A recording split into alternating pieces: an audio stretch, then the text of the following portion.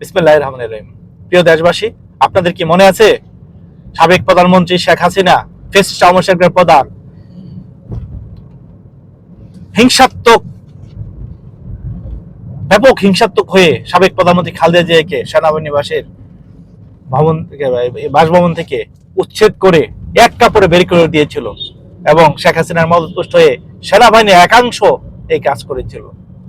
ভাগ্যের কি বিচার, আল্লাহর কি বিচার দেখেন। সেই সেনাবাহিনী, সেই সশস্ত্র বাহিনী খালেদা জিয়াকে গত পরশু সেনাগঞ্জের অনুষ্ঠানে, সশস্ত্র বাহিনী দিবস উপলক্ষে অনুষ্ঠানে কি সম্মান না এটাই দিল।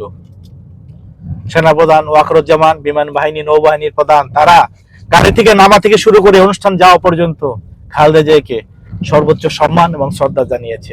এই জন্য ওনাদেরকে আমি ধন্যবাদ জানাচ্ছি। এটাই আল্লাহর বিচার। আল্লাহ কাকে কখন সম্মানিত করবেন, কাকে কখন শাস্তি দিবেন, এটা আল্লাহই জানেন। যেই শেখ হাসিনা খালেদা জিয়াকে মিথ্যা মামলায় পরিত্যক্ত নাজিবন্দি রোডের জেলখানায় রেখেছিল, সেই খালেদা জিয়াকেই সশস্ত্র বাহিনী সর্বোচ্চ সম্মান দিয়ে সশস্ত্র বাহিনী দিবসে সেনাকুঞ্জ অনুষ্ঠানে অতিথি আপ্যায়ন করিয়েছেন।